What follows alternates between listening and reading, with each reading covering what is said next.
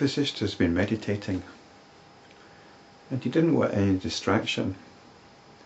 Even lonely forests and mountain caves had too much distraction. So he went off into outer space, where there were few elements. After having remained in samadhi for 100 years, I returned to body consciousness and heard a sigh. I listened to it and tried to guess what it might be. I was far, far in outer space, so how could any person or even a bee exist so near me there? Moreover, I could not see anyone. I decided to investigate further. I decided to enter into samadhi again. I silenced the mind and the senses. I immersed in the infinite consciousness. I saw reflected in that consciousness the image of countless universes. I was able to go anywhere and see everything. What's happened here? This isn't samadhi, is it? Vasistha's off on an amazing trip. He's gone off in his head somewhere. I saw countless creations, though they did not know of one another's existence. Some were coming into being, others were perishing. All of them had different shielding atmospheres, from 5 to 36 atmospheres. There were different elements in each. They were inhabited by different types of beings in different stages of evolution, with different natures and cultures. Some had other universes within them. In some, there were creatures you would not believe possible to exist. In some, there was apparent natural order, and in others there was utter disorder. In some, there was no light, and hence no time sense. So that's an interesting observation, that if there's no light, then you wouldn't have a sense of time. Because if there was no light, there'd be no contrast between day and night, light and dark. All these are but the fruits of the one indivisible, infinite consciousness. So he realizes this, he's coming back to it.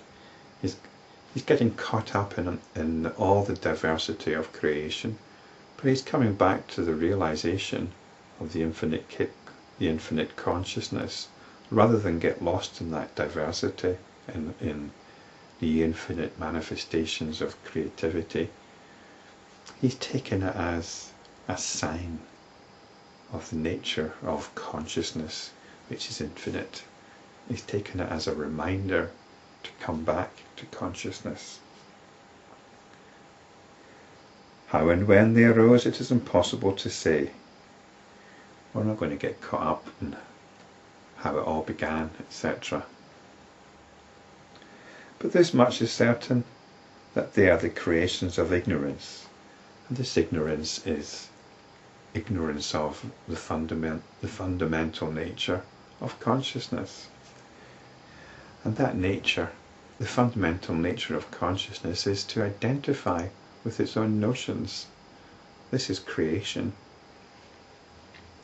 In this creation there are gods and demons numerous as mosquitoes. Whether one regards these universes as the creations of the Supreme Creator or as false notions, it is certain that they are in fact the infinite consciousness, non-different and not independent of it. Notions arise in consciousness. Notions, ideas, are of the nature of consciousness. They rest like inert realities in the descriptions found in the scriptures. Thus did I behold all these infinite creations. Vasistha continued. Eventually, my attention was directed to the source of the sound. I saw a woman who was radiant and who illumined all the directions of space. She was highly cultured. She approached me gently and said in a sweet voice, "O sage, you have truly conquered the evils like lust, anger, and greed. Your mind is totally free and unattached. Hence I salute you from all sides." Now that I knew the source of the sound, I decided to move on, considering that I had nothing to do with this woman. So this woman is another manifestation arising in ignorance. He'd found out the source of the sound and had let it go. But we'll hear more about this lady later on. She turns out to be a celestial of sorts. Then I saw many universes, and their diversity aroused my curiosity. I wanted to roam more and more to see the magnitude of creation. So he's getting caught up again, isn't he? He wants to, the whole universe is in front of him, and he wants to explore it.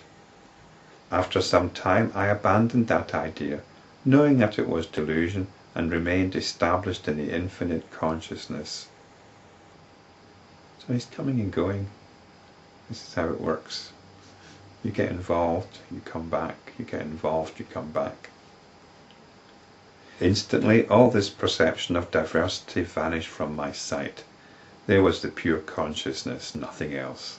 This is the truth. All else is imagination, notion, delusion, or illusory perception.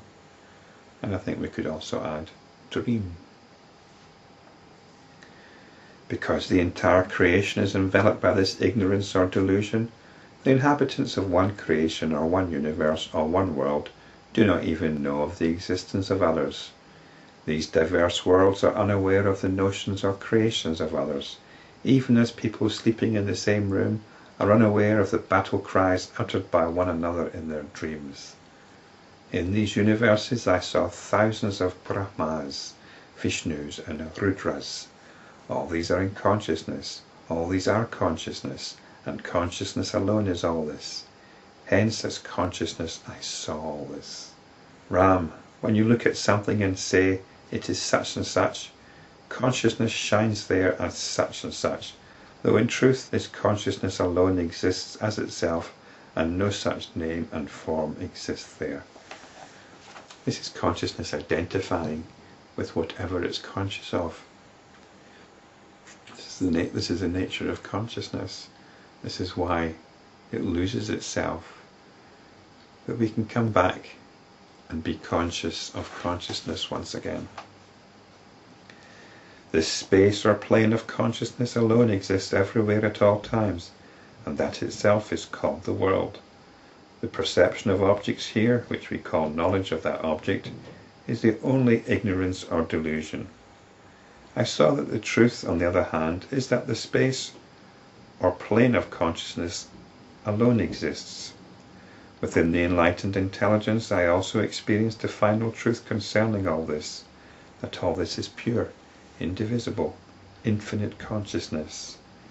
On account of the persistence of the perception of diversity, I saw in it countless Vasishtas, countless ages and world cycles, and many ages in which Rama flourished. When there is perception of diversity, all these arise. When there is realization of the truth, all these are seen to be pure, indivisible, infinite consciousness. They don't disappear as such. The notions don't go away. It's just that their notional nature is understood. In the infinite, of course, there are no name and no form which could be referred to as this is the world or creation. Brahman alone exists as Brahman. It's all consciousness in consciousness.